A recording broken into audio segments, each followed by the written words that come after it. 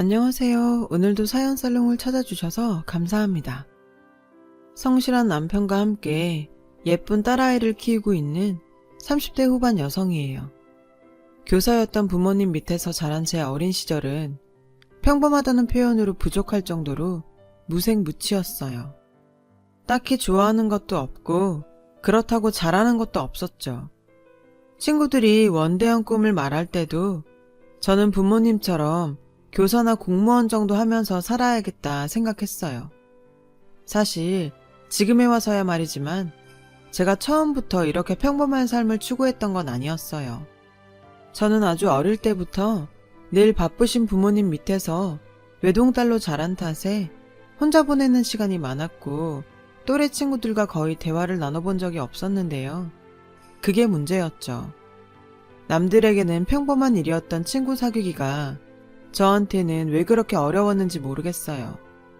저는 학교에서 한마디도 안 하는 날이 더 많았을 만큼 소심한 아이였어요. 늘 구석에 앉아 혼자 있다 보니 아이들한테 놀림의 대상이 되었죠. 그렇게 시간이 흘러 중고등학교 시절을 보내면서도 여전히 친구 하나 제대로 사귀지 못하는 아이였어요. 저는 남들 눈에 띄지 않기 위해 스스로 평범한 삶을 택하게 되었어요. 지금 생각하면 정말 바보 같은 얘기지만 예전에 만원 버스에서 비켜달라는 말도 못해서 내려야 하는 정거장을 놓친 게 한두 번이 아니었죠. 그런 저에게는 어찌 보면 내 일만 하면 아무도 간섭 안 하는 공무원이란 직업이 천직인지도 몰라요.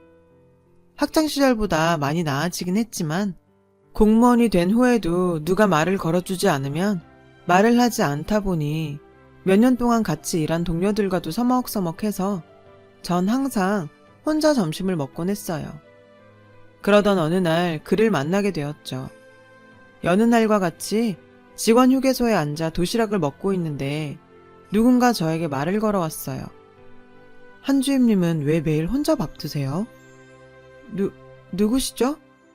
그러자 남자는 황당한 표정이 되더군요. 저 모르세요? 저 여기에 공익으로 배치받은 지 3개월이나 됐는데요. 한주임님이 워낙 말이 없으셔서 대화는 못 해봤지만 순간 정말 얼굴이 화끈거리더군요. 워낙 주변 돌아가는 일에 관심이 없다 보니 같은 곳에 있는 사람조차 몰라봤던 거였죠. 그날 이후 남자는 마치 저와 잘 아는 사이인 것처럼 제게 살갑게 다가왔고 처음에는 그런 그가 조금 불편했어요. 저를 볼 때마다 한주임님 하면서 불러댔고 점심시간이면 항상 제 옆에 와서 같이 밥을 먹어주곤 했죠. 공익근무 요원이었던 그는 저 외에도 동사무소 모든 직원들과 친하게 지내는 요즘 말로 인싸 중에 핵인싸였어요. 늘 친근하게 대해주는 그의 태도 덕분에 저도 점점 그런 행동들이 익숙해졌죠. 그의 공익근무 기간 내내 우린 많은 대화를 나눌 수 있었어요. 그는 오랫동안 사법고시를 준비하던 고시생인데 군대를 더는 미룰 수 없어서 늦음하기 군복무를 하고 있다고 했어요. 사법고시를 5번이나 떨어졌음에도 그는 언젠가 합격할 거라며 당당했고요. 저와는 다르게 꿈이 있고 포부도 있는 모습에 제가 매력을 느낀 건 어찌 보면 당연한 일인지도 몰라요. 그와 지내다 보니 사람들과 어울리는 방법도 알게 되고 점점 제 자신이 달라져 간다는 걸 많이 느끼게 됐죠. 그는 왜 사실을 5번이나 떨어졌나 싶을 정도로 똑똑한 사람이었어요. 동사무소 동료들도 모르는 게 있으면 그에게 찾아가 물을 정도로 아는 것도 많고 남의 일도 언제나 자기 일처럼 친절하게 도와주다 보니 동료들에게도 인기남 그 자체였죠. 만남은 짧고 이별은 길다고 했나요? 1년 8개월간의 시간이 흘러 복무기간이 끝난 그는 사회로 돌아갔고 결국 저는 한마디 고백도 못 해본 채 그를 떠나보내야 했어요. 살면서 처음 마음을 준 남자라서 그런지 마음 한켠이 헛헛하던 어느 날이었죠. 한주임님. 누군가 저를 애타게 부르는 목소리에 뒤돌아봤더니 그가 서 있지 뭐예요. 저도 모르게 입가에 미소가 흘렀어요. 한주임님, 왜 이렇게 전화를 안 받아요? 혹시 엇갈리면 어쩌나 싶어 걱정했는데 기억하세요?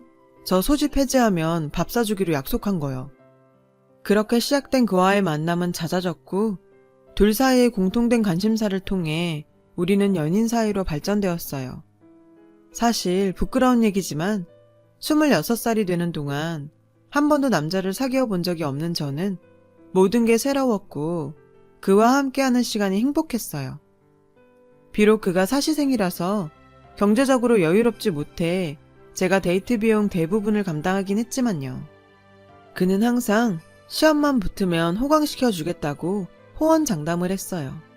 저는 그런 자신감 있는 모습이 좋았죠. 그렇게 저희는 1년 정도 사귄 뒤 결혼을 하게 되었어요. 부모님께서는 번듯한 직장이라도 잡고 결혼하는 게 어떠냐고 걱정하셨어요.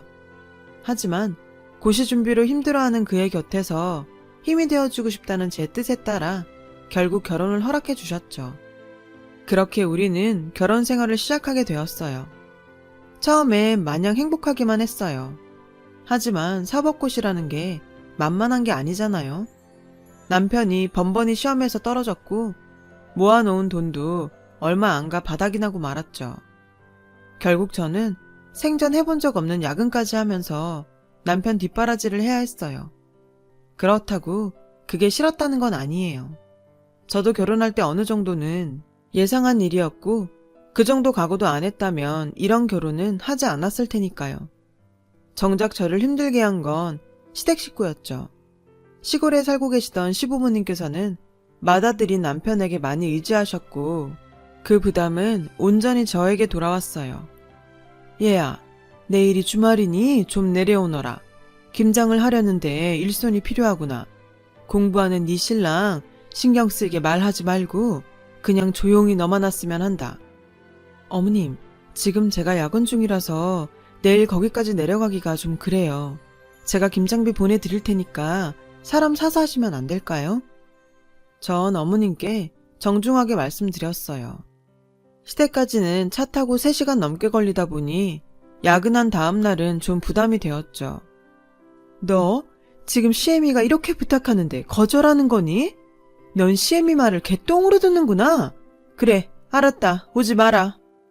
버럭 화를 내시는 시어머니에 당황한 저는 피곤한 몸을 이끌고 다음날 아침 일찍 시댁으로 내려갔어요. 어머님은 절 보자마자 역정을 내셨죠. 그렇게 오기 싫다더니 웬일이냐? 네가 나한테 하는 걸 보아하니 평소에 네 남편이 너한테 어떤 대접을 받는지 뻔하구나. 그러니 자꾸 시험에 떨어지지. 시어머니는 남편이 시험에 떨어지는 게 마치 제 탓인 양 말씀하시더군요. 솔직히 기분이 너무 상했지만 시어머니 앞에서 티를 낼 수는 없는 노릇이었죠. 그래서 입 다물고 꾹 참았어요. 그렇게 전 시어머니와 김장 100포기를 하고 녹초가 된 몸으로 차에 시동을 걸려는데 글쎄 시어머니가 차 트렁크에 아이스박스 한 통을 실으시면서 이러시는 거예요. 아참, 내가 빼먹을 뻔했네. 너 올라가는 길에 대전에 좀 들러서 네 시누이한테 김치 좀 전해주려무나. 순간 머리가 띵해지더라고요. 하루 종일 김장하느라 파김치가 됐는데 대전까지 들러 시누이 김치 배달까지 하려니 정말 해도 너무한다 싶었죠. 그래도 어쩌겠어요. 여기서 한마디만 했다간 또 잔소리를 들어야 할 텐데요. 결국 속으로 욕하면서 운전대를 잡았죠. 대전에 들러 김치 심부름까지 하고 집에 돌아오니 밤 10시가 넘었더라고요. 제 마음을 아는지 모르는지 남편은 왜 이렇게 늦었냐며 밥도 못 먹었다고 당장 밥을 차리라는데 저도 모르게 눈물이 왈칵 쏟아지더라고요. 그 후로도 시어머니는 지방 경조사만 있으면 그 먼 시골까지 저를 불러서 음식 준비를 시키셨어요. 그때마다 늘 하시는 말씀이 있었죠. 얘야, 너희는 왜 아이를 안 가지니? 혹시 너한테 문제 있는 거 아니냐? 시댁에 갈 때마다 시부모님은 왜 손주가 안 생기냐며 저를 구박하셨고 모든 걸 제 탓인 양 말씀하셨어요. 사실 저도 간절히 아이를 원했는데 남편은 임신하면 시험 공부하는데 방해가 된다며 모든 계획을 시험 이후로 미루길 원했거든요. 그래도 저는 그때까지만 해도 남편이 사법고시만 합격하면 모든 일들이 다 해결될 거라고만 생각하고 있었죠. 그렇게 시간이 흘러 남편의 9번째 사법고시를 2달여 앞둔 어느 날 출근 준비를 하고 있던 저에게 남편이 100만 원만 달라고 하더라고요. 뜬금없는 소리에 전 이유를 물었어요. 오늘 친구들이랑 시험 전에 마지막으로 술 한잔 할까 해서. 그러니까 통장으로 100만 원만 보내놔. 자기야, 무슨 술값이 100만 원이나 해. 얼마 전에 준 용돈은 벌써 다 쓴 거야? 남편은 자기 친구들 수준에 맞추려면 100만 원 정도는 필요하다더군요. 솔직히 남편이 시험 준비를 하는 동안 제 월급으로 모든 걸 하다 보니 100만 원은커녕 10만 원도 여유가 없던 저는 차라리 친구들을 집으로 부르는 게 어떠냐고 제안했고 그러기로 했어요. 남편 말대로 남편 친구들은 엘리트들 그 자체였어요. 대기업 과장에 변호사까지. 남편이 친구들한테 자격지심을 느끼는 게 당연했죠. 저는 그런 남편이 친구들한테 기죽지 않게 하려고 있는 실력 없는 실력 다 발휘해서 음식을 준비했어요. 광혁이 넌 마누라 잘 만난 줄이나 알아. 빨리 시험 합격해서 보답하라고. 왜? 부럽냐? 안 그래도 합격만 하면 우리 마누라 호강시켜줄 생각이다. 남편은 친구들의 칭찬에 어깨가 으쓱했는지 제 자랑을 늘어놓으며 밤새 친구들과 술잔을 기울였어요. 남편은 마지막 2달은 아예 고시원에 틀어박혀 공부만 했고 그 결과 드디어 9번째 만에 사법고시에 합격을 했어요. 전 이때까지만 해도 사시 합격이 비극의 시작이 될 거라고는 생각도 못했었죠. 합격 발표 후 잠깐 나갔다 온다던 남편은 밤이 새도록 들어오지 않았고 남편과 축하 파티를 위해 준비한 음식은 제 마음처럼 식어만 갔어요. 다음날 아침 잔뜩 술에 취해 들어온 남편은 연신 축하 전화를 받기에 바빴고 저는 안중에도 없는 듯 했어요. 그 모습에 내심 서운한 마음이 들더군요. 시험 합격 후 2년간의 연수원 생활을 끝내고 드디어 남편은 변호사가 되었고 작은 규모의 로펌에 취직을 하게 되었어요. 그때부터였죠. 남편이 달라지기 시작한 건. 자기야, 어디야? 오늘이 우리 아빠 생신이라고 말했잖아. 다들 당신만 기다리고 있는데 오고 있는 거야? 어떡하지? 나 오늘 바빠서 못 가. 일하는 중이니까 자꾸 전화하지 마. 남편은 로펌 일이 바쁘다며 갈수록 외박이 잦아졌고 밤늦게 나가는 경우도 많아졌어요. 그러다 보니 우린 아이를 가지기는커녕 얼굴 마주칠 시간도 없이 시간이 흘렀죠. 아직 1년차 변호사라 월급이 많지도 않은데 남편의 씀씀이는 날이 갈수록 커졌고 평소 1, 2만 원짜리 옷이면 만족하던 사람이 머리끝부터 발끝까지 명품으로 치장하려 들었죠. 변호사가 돼서도 생활비를 주기는커녕 오히려 저한테 용돈을 받아가더군요. 그러면서 항상 이런 말을 했어요. 사람은 자리에 맞게 행동해야 돼. 명색이 변호사인데 밖에서 꿀리고 다니면 되겠어? 재훈이 녀석 알지? 우리나라에서 손꼽히는 로펌 다니는 애. 걔가 나 그 로펌으로 끌어주기로 했어. 그럼 우리 인생 한 번에 확 필 거야. 그러니까 투자라고 생각해. 항상 자신감은 넘쳤지만 그렇다고 허세가 있는 사람은 아니었는데 이 남자가 지금까지 내가 알던 남자가 맞나 싶을 정도로 남편은 완전히 변해버렸어요. 변호사가 된 이후 완전히 달라진 남편의 태도에 마음앓이를 하던 어느 날 남편 친구인 재훈 씨한테 전화가 왔어요. 현지 씨, 제가 이런 말 하는 게 오지랖인지는 모르겠지만 말끝을 흐리며 시작된 이야기의 내용은 정말 충격적이었어요. 남편은 변호사가 된 후 친구들한테도 다른 사람처럼 행동했고 그런 모습에 친구들조차 혀를 내두를 정도였다네요. 광혁이 자식, 정말 왜 그렇게 된 건지. 고시생 시절에 지한테 밥값, 술값 대주던 친구한테 일반 직장인 따위라고 막말을 하질 않나? 룸사롱 아가씨한테 빠져서 정신 못 차리질 않나? 아휴, 아주 위태위태해서 못 보겠다니까요. 게다가 저희가 다 알잖아요.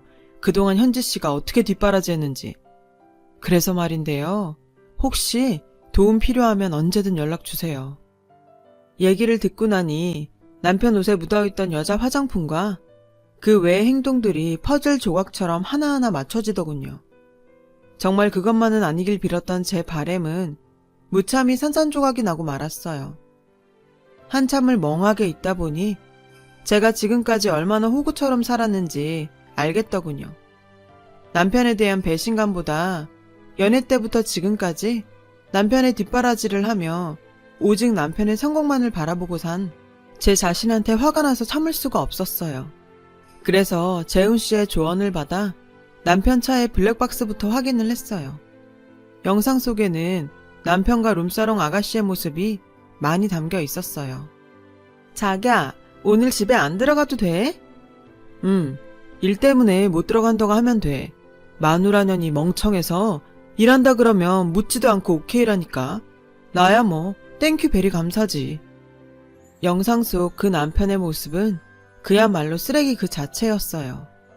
저는 자길 배려한다고 굳이 바깥일을 묻지 않은 건데 남편은 그런 절 이용하고 조롱까지 하더군요. 남편의 실체를 눈으로 확인하고 나니 화가 난다기보다는 저 인간한테 어떻게 지옥 같은 삶을 선사할까 하는 생각밖에 안 들더군요. 때마침 시어머니한테 전화가 왔어요. 제가 무슨 자기 집 일꾼이라도 되느냐 다짜고짜 시댁으로 내려오라더군요. 오히려 잘 됐다 싶었어요. 시댁에 내려가 보니 임신한 시누이가 와 있더라고요. 얘, 넌 시댁에 오면서 빈손으로 오니? 남편 덕 보면서 살면 네가 시댁에 잘해야 하는 거 아니니?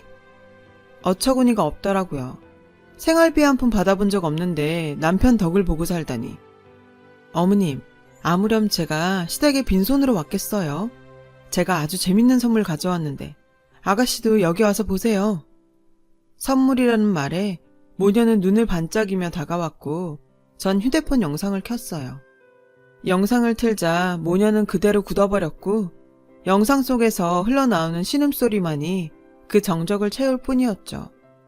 이게 바로 어머님이 자랑스러워하는 아들의 실체예요. 아가씨, 뱃속에 있는 애한테도 잘 보여주세요. 삼촌이 어떤 인간인지 말이에요. 충격에 빠져있는 모녀를 뒤로하고 전 바로 집으로 와버렸어요. 시댁에 핵폭탄을 날려버리고 집에 도착했더니 남편이 절 기다리고 있더라고요. 너 미쳤어? 너 때문에 우리 엄마 쓰러졌어. 너 도대체 무슨 짓을 한 거야? 남편이 악을 쓰며 말하더군요. 미친 건 너 아니니? 그리고 난 뭐 한 거 없어. 니네 엄마 너 보고 쓰러진 거니까.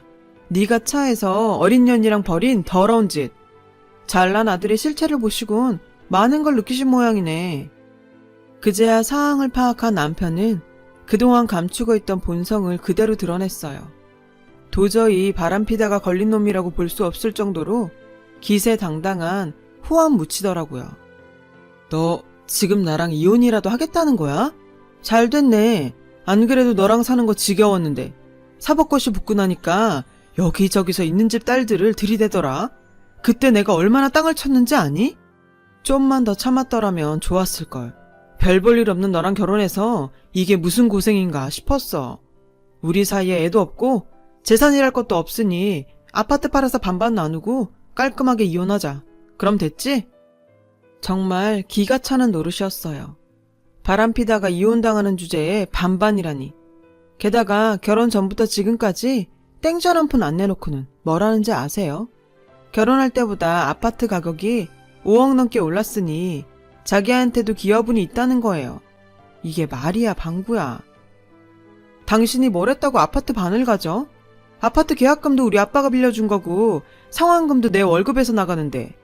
그리고 뭔가 착각하는 모양인데 당신은 유책 배우자야. 알기나 해? 현지야, 넌 나이를 먹고도 그렇게 모르니? 세상은 네 생각대로 그렇게 호락호락하지 않아. 세상은 힘 있는 자들 마음대로 움직이는 거라고. 네가 뭔 수로 대한민국 변호사를 이기겠다는 거니?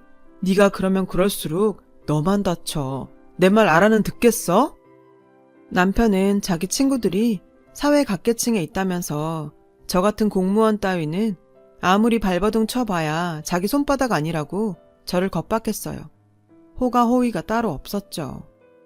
너 내 친구들 못 봤니? 나 법대 나왔어. 법 쪽에 내 동기들 수두룩해. 전해봤지? 재훈이만 해도 우리나라에서 손꼽히는 이혼 전문 변호사야. 너 같은 거 털어먹는 건 일도 아니라고. 어디서 가짜는 공무원 주제에 까불어? 빈털터리로 쫓겨나기 싫으면 그냥 입 닥치고 조용히 도장 찍어. 겁먹은 개가 짖는다고 했나요? 그렇게 친구들 팔아대며 왈왈 짖는 남편의 모습이 제 눈에는 겁먹은 똥강아지가 살려달라고 애원하는 것처럼 보이더군요. 당신이 이러면 내가 겁먹고 네 하면서 조용히 이혼해드리겠습니다 이럴 줄 알았어? 이날 이때까지 잔소리 한 번 안 하고 네 땡깡 다 받아주니까 내가 호구로 보였니?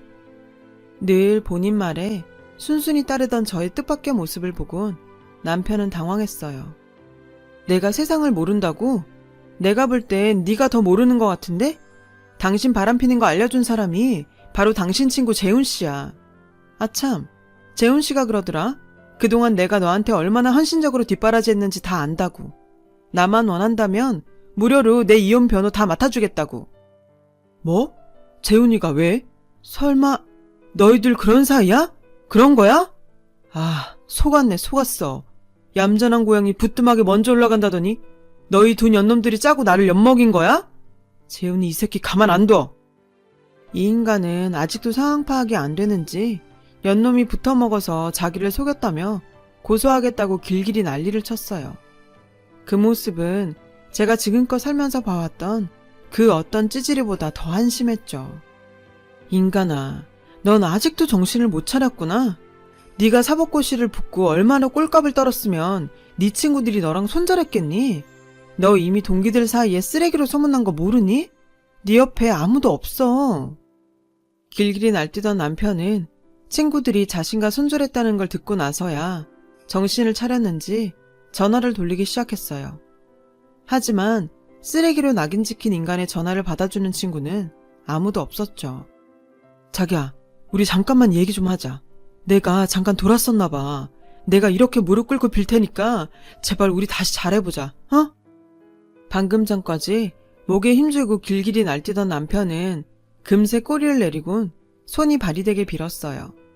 하지만 이미 버스 떠난 뒤였죠. 제 마음은 이미 저 멀리 떠났으니까요.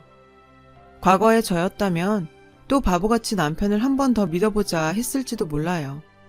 하지만 그동안 남편의 호구로 살고도 쉽게 팽당하는 걸 경험하고는 저도 변하게 되었죠. 게다가 이번 일을 통해 한 가지 교훈도 얻을 수 있었고요. 인간은 고쳐서 쓰는 게 아니라는 걸요. 그래서 작정하고 남편한테 당당하게 말했어요.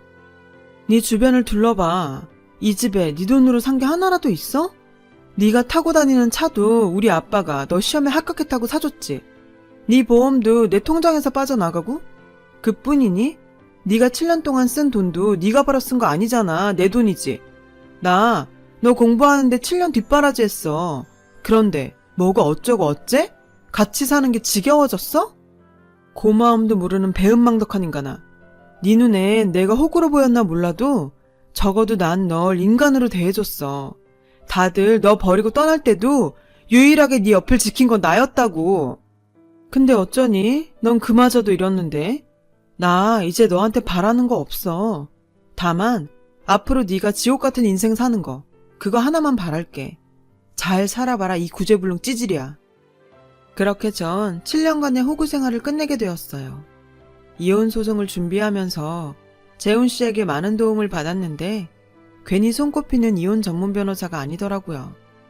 제가 생각했던 그 이상으로 금전적인 보상을 받을 수 있었거든요. 그래서 요즘은 그 인간이 일하는 족족 제 통장으로 위자료가 들어온다는 사실에 많은 위로를 받고 살아요. 참, 소송 과정에서 재밌는 일이 있었는데요. 그 인간이랑 바람을 핀 상간녀에게도 상간녀 위자료 소송을 걸었더니 그 여자가 오히려 그 인간을 성폭행으로 고소했지 뭐예요. 재훈 씨 말로는 꽃뱀들이 워낙 철저하게 준비하고 고소를 진행하기 때문에 꽤나 고생할 거라고 하더라고요. 이렇게 사연을 적다 보니 이게 5년 전 일이라는 사실이 실감이 안 나네요. 그 사이 제 인생엔 많은 변화가 있었어요. 일단 이혼 이듬해에 성실한 공무원과 재혼을 했고요. 이후 딸아이를 출산했고 현재는 남편과 함께 예쁜 딸아이를 키우며 살고 있어요. 대부분의 공무원들이 그렇듯 그리 넉넉하지 않은 생활이지만 그래도 우리 세 식구 살아가는 데는 부족함 없는 생활을 하고 있어요. 특별할 것 없는 평범한 가정이죠.